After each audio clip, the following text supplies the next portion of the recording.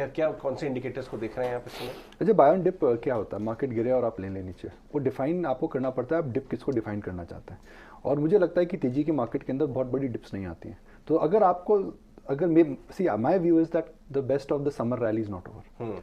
अब best of the summer rally जब खत्म नहीं है तो डिप्स भी कम आएंगी। अब आपके ऊपर है कि आप टाइम कितना करना चाहते हैं, कि आप 100 पॉइंट, निफ्टी 300-350 पॉइंट करीब ऊपर से गिर चुका है, तो क्या ये एक अच्छी एक एंट्री पॉइंट है? मुझे लगता है अच्छी एंट्री पॉइंट है, बिकॉज जिस प्रकार से ट्रेंड हमें उभर के आ रहे हैं, भले एफआई के बाइंग हो, डीआई के बाइंग हो, ग्लोबल स्ट्रेंथ हो, ओपन इंटरेस्ट एडिशन हो, मुझे लगता है कि मार्केट के अंदर बड़ी डिप्स नहीं आएंगी। मार्केट के अंदर बड़ी डिप आने के लिए कुछ ऐसा परिवर्तन होना पड़ेगा जो भी हमें पता नहीं है। सपोज यूएस में कोई खराब खबर आ जाती है, चाइना से कुछ खराब खबर जाती है, ऑयल मार्केट में कुछ हो जाता, with the current set of circumstances I think nobody is interested in booking profits. और जब बायर एब्सेंट, जब सेलर एब्सेंट हो जाता है तो मार्केट के अंदर शॉर्ट टर्म के अंदर बड़े करेक्शंस नहीं आते हैं।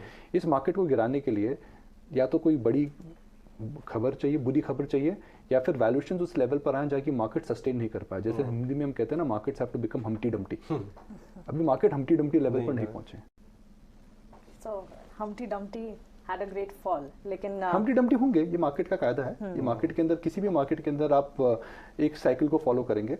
आप एक मार्केट के अंदर ओवरसोल्ड से नॉर्मलाइज होंगे, फिर आप के अंदर डिनायल आएगा, फिर स्केप्टिसिज्म आएगा, फिर बिलीफ आएगा, फिर पार्टिसिपेशन आएगा, फिर एक फ्रॉथ आएगा और फिर एक क्रैश आएगा। And sit on the wall.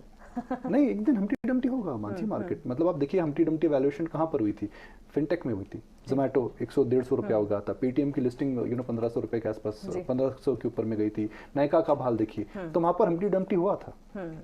IT के अंदर हम्टी डम्टी हुआ था। मिड कैप आईटी कंपनी 70-80 की पी मल्टीपल्स पे ट्रेड करने लग गई था, वहां पर हम्टी डम्टी हुआ था। लेकिन निकुंज, कल जब हम बात कर रहे थे हाई क्वालिटी कॉर्पोरेट बैंक्स पर आपने अपना भरोसा जताया था, अब सारी बड़ी दिग्गज बैंक्स के बाद सारी नजरें जो हैं वो एसबीआई के नंबर्स पर आज होंगी, क्या टेक होगा? एसबीआई का आप इंट्राडे, एसबीआई का वाईटीडी ग्राफ देखें। डायरेक्टर साहब जरा एसबीआई का वाईटीडी ग्राफ दिखाएं, और उसके अंदर आप देखेंगे तो करीब करीब 6% की गिरावट है।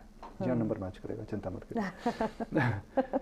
6% के आसपास की गिरावट आई है। आप बैंक निफ्टी का ऑल टाइम हाई के आसपास है, और मैंने अक्सर देखा है कि मैं जो बोलता हूँ मानसी चेक करने लग जाती है। आवश्यकता नहीं है, मैच करेंगे नंबर, कर रहे हैं। हाँ, तो 6% के आसपास गिरावट आएगी।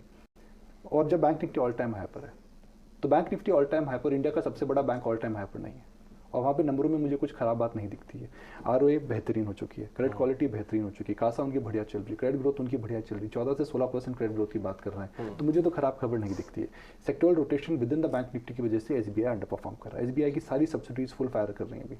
तो अनटिल एंड अनलेस कोई आज ऐसी खबर खारा साहब बोलते हैं कि भाई आरओए नीचे रहेगा, प्रोविजनिंग में कुछ गिरावट आती है, तो मुझे नहीं लगता है कि एसबीआई के नंबर के बाद बड़ी गिरावट स्टॉक में आनी चाहिए। आईटीसी एक मिरर इमेज है। आईटीसी इस साल 25% ऊपर गया, 14% एक आंकड़ा है जिससे मार्केट कह रहा है वॉल्यूम ग्रोथ आनी चाहिए। एफएमसीजी की जो ग्रोथ रहेगी शायद मार्जिन ठीक ठाक रहे, तो आईटीसी में नया क्या आएगा? 13-14% वॉल्यूम ग्रोथ पता है आपको। स्टॉक भाग चुका है, 250 रुपये 1.5 साल पहले था, 250 का 400 के ऊपर है, 25% इस साल ऊपर चल रहा है, महंगा हो चुका है। तो आईटीसी में जब तक कोई नया ट्रिगर नहीं आता है, शॉर्ट टर्म में सस्टेनेबिलिटी ऑफ स्टॉक की मुझे लगता है थोड़ी कंसर्न हो सकती है। या तो आकर के वो बोले हम होटल बिजनेस डिमर्ज करना चाहते हैं, ऐसी कोई नई बात बोले तो ठीक है, नहीं तो ITC will not be the best of the stock. Okay, Nikunj, one more question, थोड़ा सा ग्लोबल मार्केट से ये, हालांकि स्ट्रेंथ अच्छी दिख रही है, डेट सीलिंग पर रेजोल्यूशन हो जाता है, तो क्या हमारे लिए और ऊपर के लेवल्स भी पॉसिबल है? हम हालांकि डीकपल्ड है ग्लोबल मार्केट से, इस वक्त आप अभी भी आउट परफॉर्म कर रहे हैं, पर वहाँ से बड़ी रिस्पाइट्स आने लग जाती है इस रेजोल्यूशन को लेकर, और अच्छी स्ट्रेंथ हम इंडियन मार्केट्स में अब भी है, ऑल टाइम हाई से आसपास ही है, थोड़ा सा रिट्रेट जरूर हुआ है, लेकिन क्या ग्लोबल मार्केट्स भी एक बार फिर से हमें और ऊपर के लेवल्स और लंबे समय के लिए सस्टेन कराने में हेल्प करेगी? यूएस मार्केट मुझे नहीं लगता है कि लंबा सस्टेन करेगा, बिकॉज यूएस मार्केट के अंदर जो देखिए डेट सीलिंग सबको पता था कि यूएस कोई डिफॉल्ट नहीं करेगा। अब रिपब्लिकन्स डेमोक्रेट्स को ब्लेम कर रहे हैं, डेमोक्रेट्स रिपब्लिकन्स को प्रेस कर रहे हैं, कांग्रेस और सेनेट के अंदर सेटलमेंट नहीं है, सब व्हाइट हाउस को ब्लेम कर रहे हैं।